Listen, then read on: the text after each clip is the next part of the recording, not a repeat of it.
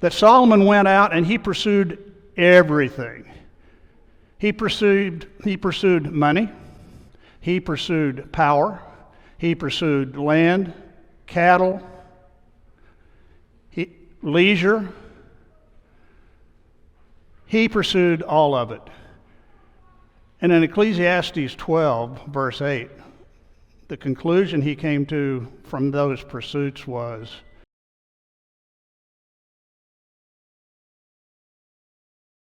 the pursuit of happiness. Boy, everybody wants to be happy, right?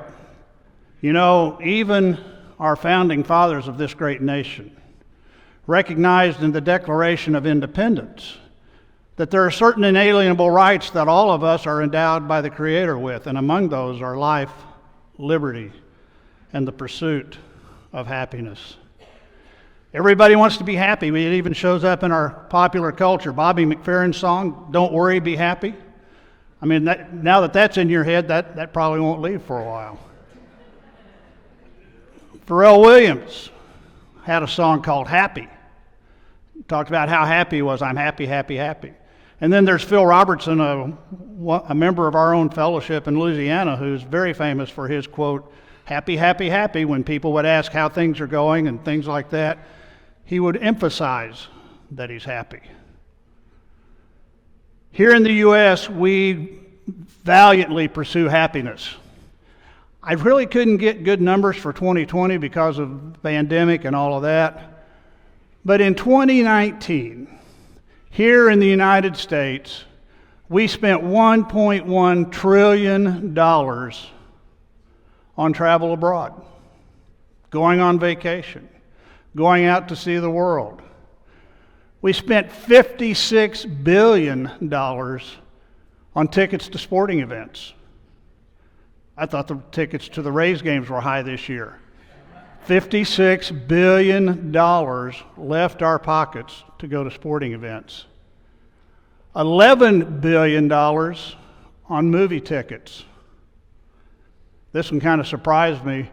$459 billion on outdoor recreation of all sorts, whether that be playing baseball, football, whatever, skiing, water sports, those kind of things.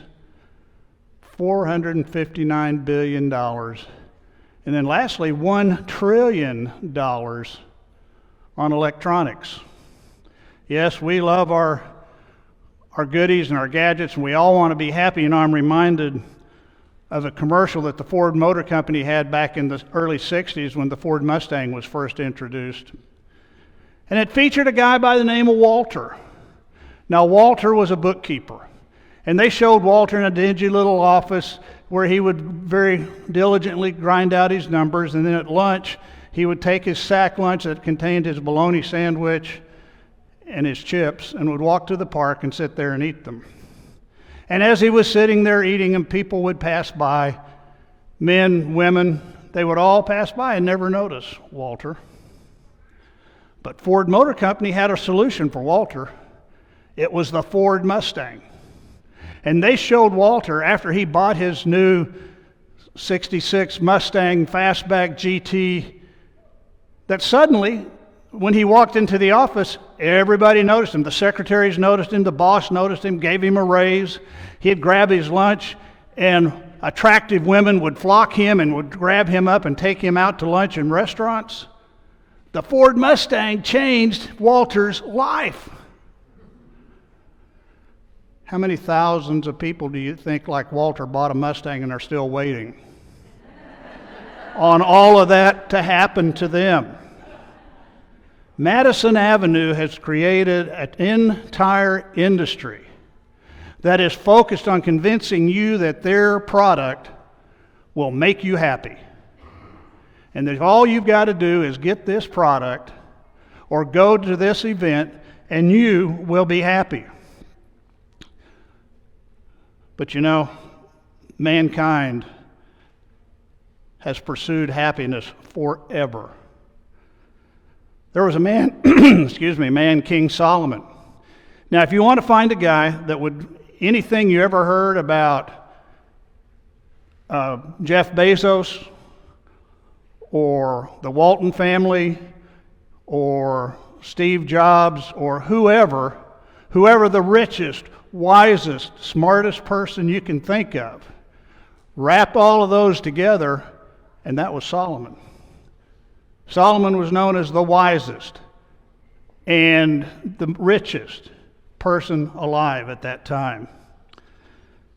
Even Solomon pursued happiness. In Ecclesiastes 3, he says, I know that there is nothing better for people than to be happy and to do good while they live, that each of them may eat and drink and find satisfaction in their toil. This is the gift of God. Even Solomon recognized that happiness comes from God. But you know what Solomon did in his man or human orientation? He decided to pursue happiness. And if you read the book of Ecclesiastes, and I highly recommend it, what you're going to find is that Solomon went out and he pursued everything. He pursued money, he pursued power, he pursued land, cattle, leisure. He pursued all of it. And in Ecclesiastes 12, verse 8, the conclusion he came to from those pursuits was, meaningless, meaningless, says the teacher. Everything is meaningless. So here's the smartest, richest, most successful person that the world has ever known that went out and pursued those things and said, you know, all of those pursuits are meaningless. Nothing brings me happiness. And he concludes Ecclesiastes by saying in verse 13, now all has been heard. Here is the conclusion of the matter. Fear God, keep his commandments, for this is the duty of mankind. Even Solomon recognized that happiness comes only from God. Jesus promises us real happiness. We all want to be happy. You know, he provides us real happiness and real blessing. You know, here in the U.S., especially if you live in the South, our vocabulary has severely abused the word bless. And if you have ever come in contact with a Southern matriarch, you will know this because she will bless your heart and extend all kinds of blessings to you. And what she's really saying is, you know, you tried hard. You had great intentions. Son, bless your heart. I know you struck out, but bless your heart. We have severely abused that word, bless. Blessed, as used by Jesus in the Sermon on the Mount as recorded in Matthew chapter 5, is from the Greek makaros, which means to be happy or blissful. It also means a self-contained happiness. Happiness that comes from inside. Happiness that comes from who you are. You know, I've observed over time, and I've taught at all levels from the lower grades all the way up through college, and I've lost track of the number of people who would say, you know, if I could just buy that Ford Mustang, or if I could just take this summer break trip, or if I could just get the attention of that certain girl or that certain guy, they will make me happy. I'm here to tell you that as hard as I might try, I am not going to make you happy. And there will be times that you will be very unhappy with me. There's some people in the audience that could probably testify to that. Nobody or no thing is going to make you happy. It's just not going to happen. Blessed, as Jesus used it, also means approved by God. So how does Jesus tell us that we will get blessings or this happiness that comes from within. How does he tell us that? First of all, let me just say that as Christians, we are not promised the material things that makes the world happy. Jesus does not promise you a Ford Mustang. Jesus did not promise you that house in that gated community that has all the amenities and all of that. He doesn't promise us that. In fact, Paul, in writing to Timothy, says, "And having food and clothing, with these, we shall be content." Over the years, Ruth and I have had the opportunity to go on several medical missions to some third world countries. And one of the places we went was Montego Bay, Jamaica. Now, those of you who've traveled on vacation, well, wait a minute, that's a tourist destination. I can tell you that you only have to get about a block off the main streets, and you will find people who are living in cardboard boxes. They love to get a hold of a refrigerator box. That can be their home for a year. And they may not even have a full change of clothes. But some of the happiest people that I have met were some of those people that lived in cardboard boxes, had only the clothes on their back and some food. They found joy and contentment from their what we would consider very, very subsistence level existence. Jesus shows us the way to eternal happiness and earthly happiness. Matthew 5, verse 3, as we begin the what are known as the Beatitudes, says, "Blessed are the poor in spirit, for theirs is the kingdom of God."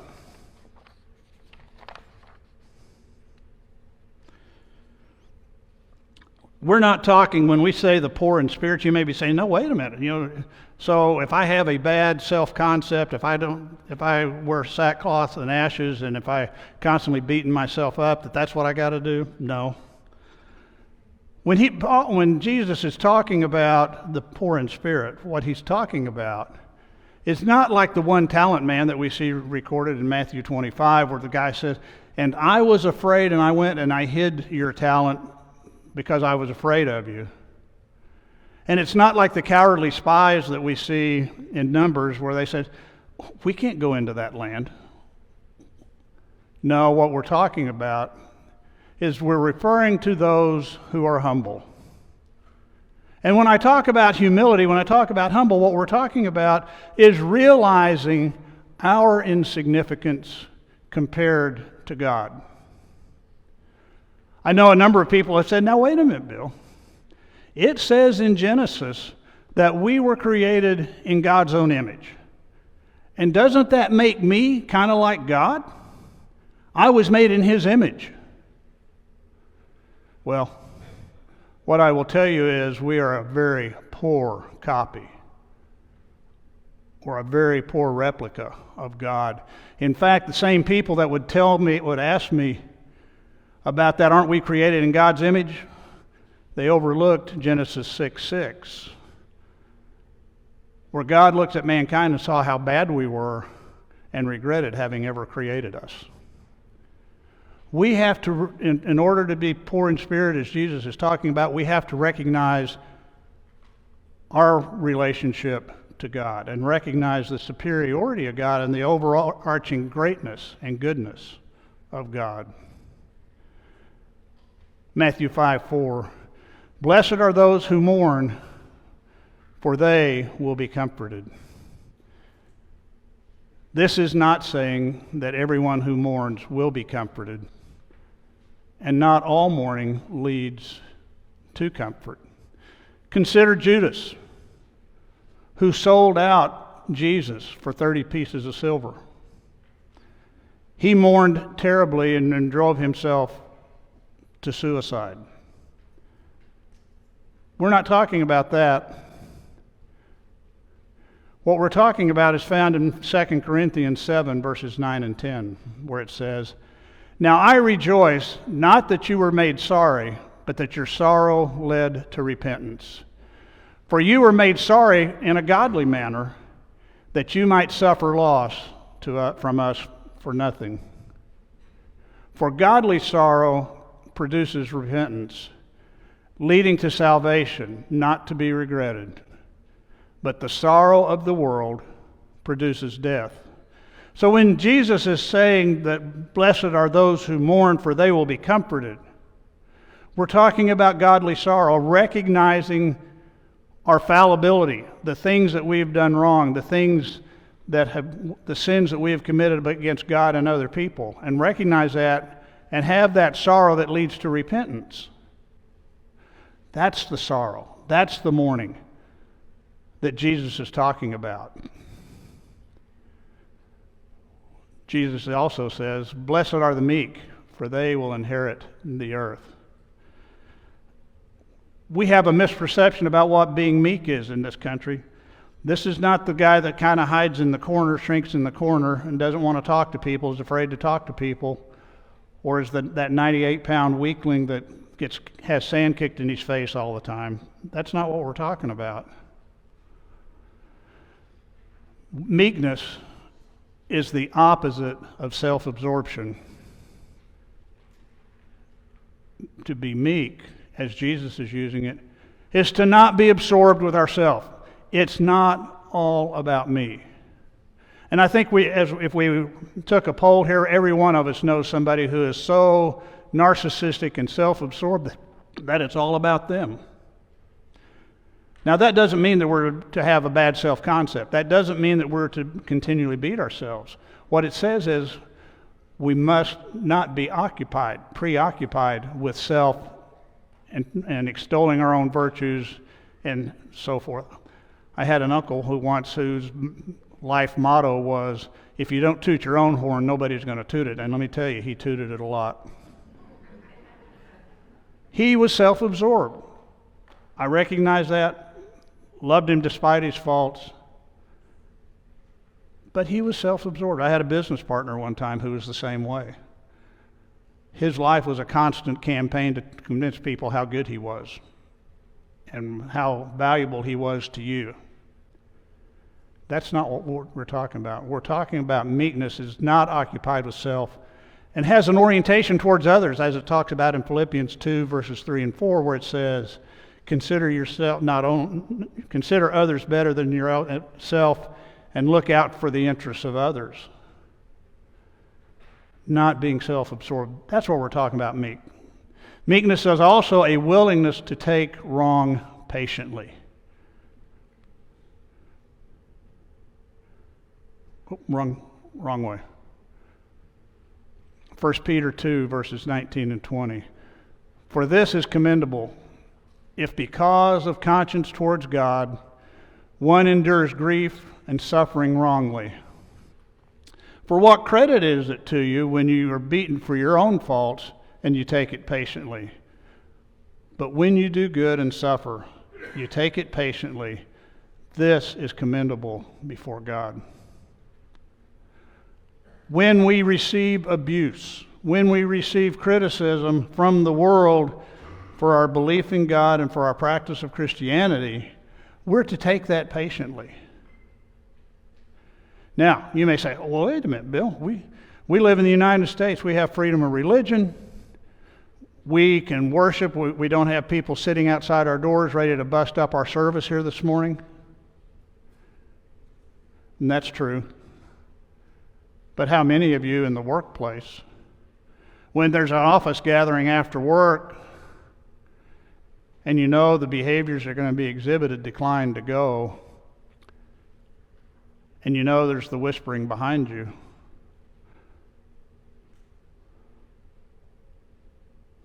Or my middle schoolers and my high schoolers, and when you're walking the halls of your school, and somebody sees your orange shirt and says, he goes to church all the time. He doesn't get to sleep in on Sunday. Don't ask him to do anything on Saturday night because he's not going to go. We're to take those kinds of things patiently and live our lives and let our lives be an example to those around us. When we refuse to take part in the coarse language that other people might use in the locker room or out on the sports field, when we conduct ourselves the way that we know that Christians are to conduct ourselves and we receive criticism for it because, well, you just don't have enough testosterone, you're not enough of a man to do that. We're to take those criticisms patiently, and this, according to Peter, is commendable before God. That doesn't mean that you take criticism, that, as it says there, for what credit is it to you when you are beaten for your own faults, when you make a mistake, when you do things bad and you suffer the punishments, you go ahead and take those, and if they're not right, then you protest it. But when you take criticism for being a Christian, we're to take it patiently and to show our nature as Christians. Blessed are those who hunger and thirst for righteousness, for they will be filled. This indicates a strong desire for righteousness, a strong desire to live that Christian life. It becomes a matter of life and death to the person. The example is given in Psalm 42. As the deer pants for the water brooks, so my soul pants after you. Do you pursue righteousness? Do you thirst for righteousness? Does it drive you the way that hunger and thirst would? You want true happiness? You want the happiness that can come from Jesus?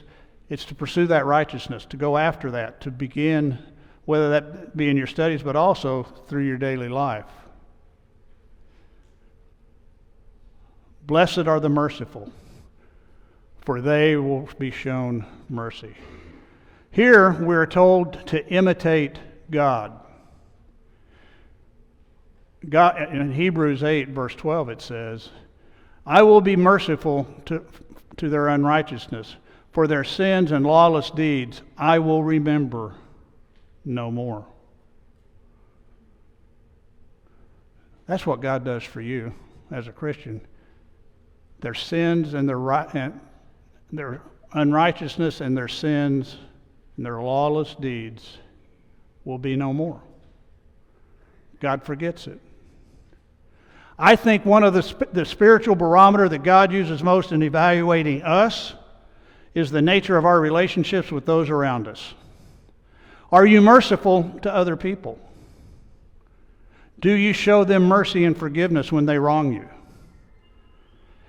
In that prayer that the Lord demonstrated to us, known as the Lord's Prayer, can you really stand the test when you say, and forgive me my sins as I forgive those who sin against me? Do you really want that? Do you have grudges in your life? Do you carry around anger and hatred towards other people? Jesus says, blessed are the merciful, for they will be shown mercy. If we are merciful to others, we too will obtain mercy from God. Matthew 6, 14 and 15. Matthew 5, 8. Blessed or happy, that self-contained inner happiness. Happy are the pure in heart, for they will see God. You want to have that inner happiness? Have a pure heart. It can start right now. In Acts 15, it says, control the heart and you control the man. Now, we're not talking the physical heart. We're talking the spirit. We're talking about the attitude. We're talking about the behaviors. So God, who knows the heart, made no distinction between us and them, purifying their heart by faith. You want to purify your heart? Demonstrate your faith. Live your faith. Let the mercy that you extend to others be an indicator of the faith you have in God, that He will take that relationship that is ruined and restore it, and not allow you to carry that burden with you. You want true happiness? Have a pure heart. Blessed are the peacemakers, for they will become children of God. In Proverbs,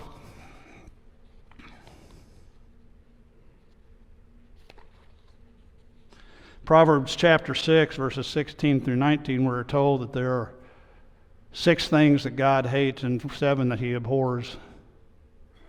One of them that God hates, that's specifically mentioned, is the brother who creates division and dissension in the brotherhood. We all knew them.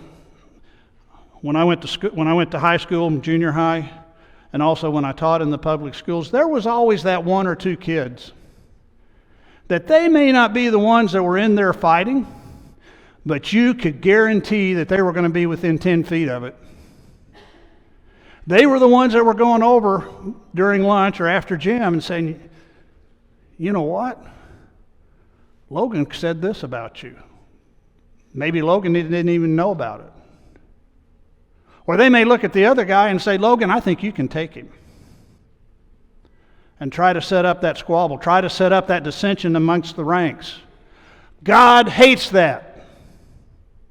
He hates those who backbite and gossip and try to create trouble amongst the congregation.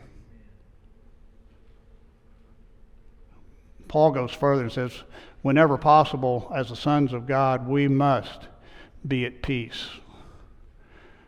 In Romans chapter 12, he says, if possible, as much as it lies within you, live peaceably with all men. I like that he put that in there that says, as far as it lies within you. Because there are some people, and Satan will put them in your path, who will not let there be peace. And what are we to do as Christians? Well, he's already indicated that we're to take wrong peacefully and patiently. As far as it is up to us to do the right thing all the time. You think it doesn't work?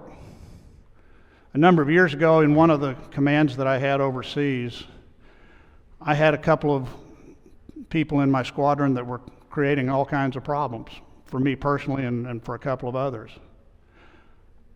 I took this to heart, and I will tell you that it wasn't always easy, but I continued to do the right thing by them and by other people.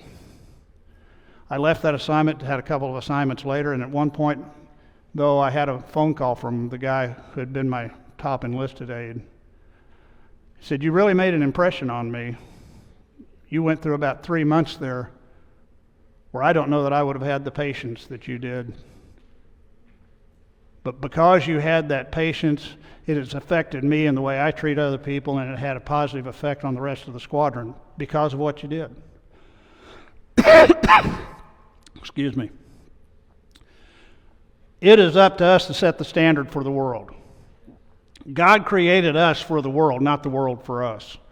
We are here to show the world how to live. Romans chapter 14, verse 19, it says, therefore let us pursue the things that make peace and the things by which we may edify one another. One of our jobs as Christians is to establish peace and to edify and to encourage others.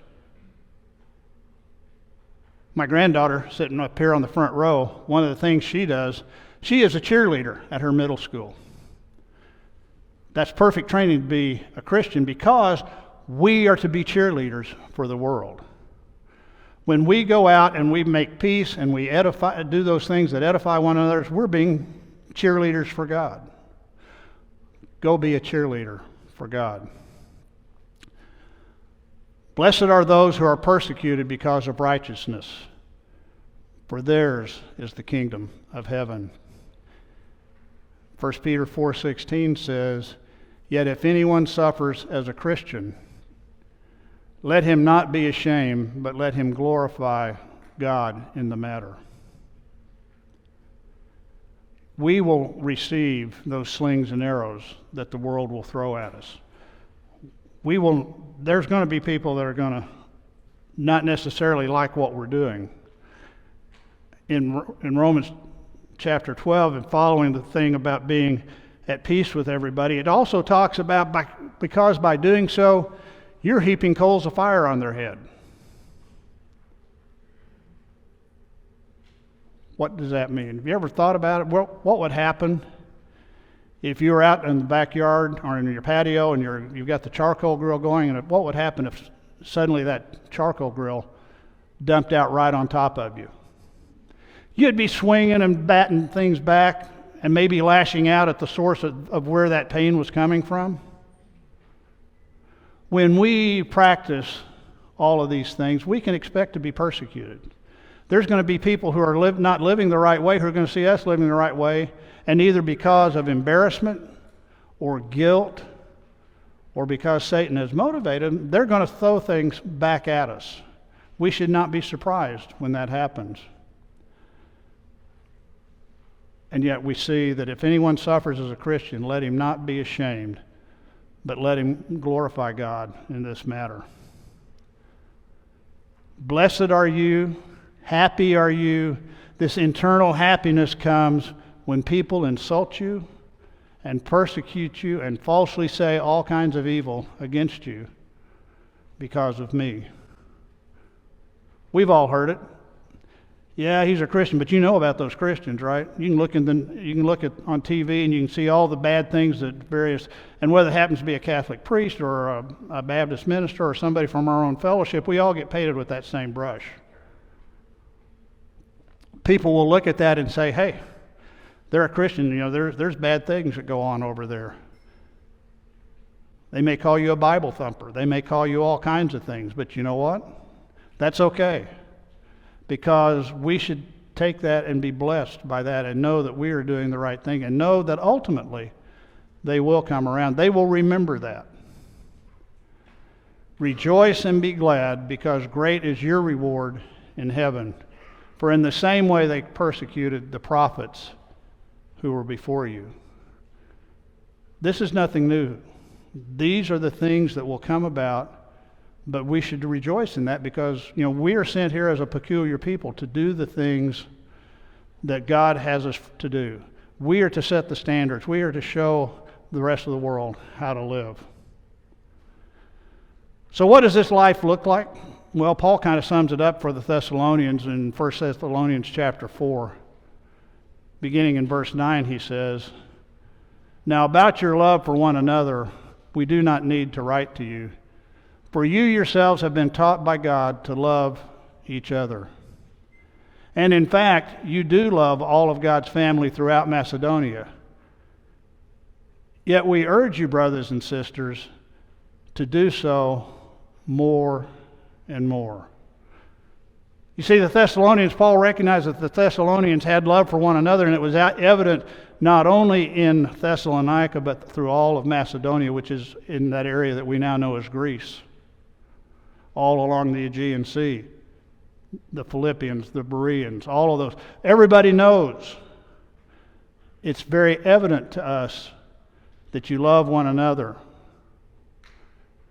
And make it your ambition to lead a quiet life, to mind your own business and work with your hands.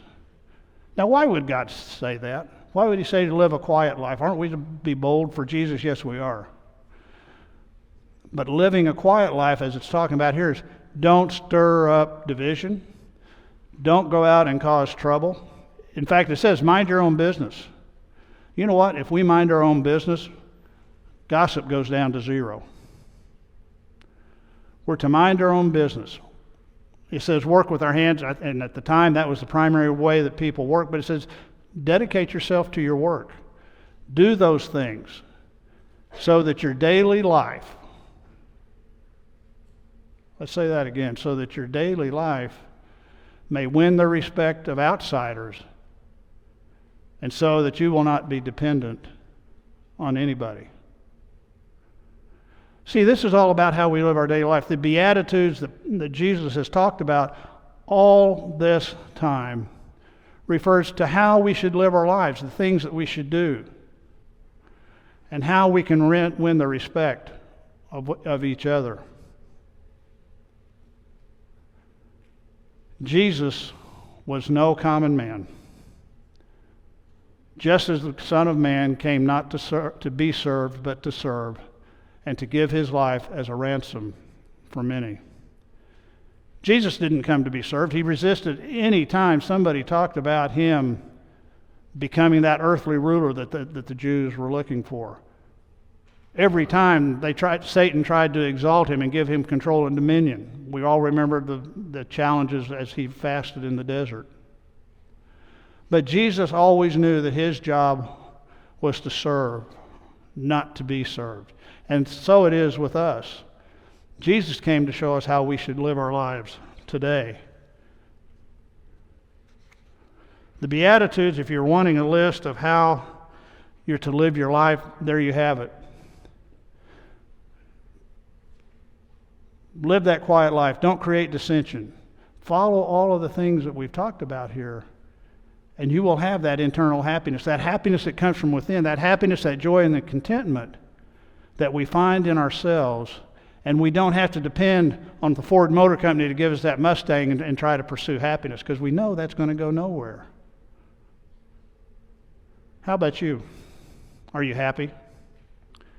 Have you been pursuing righteousness? Have you been living your life the way that Jesus would have you? Are you constantly engaged in turmoil and conflict? If you have any needs or anything that we can do for you as a church, if you need the prayers of this congregation, I invite you to come as we stand and sing.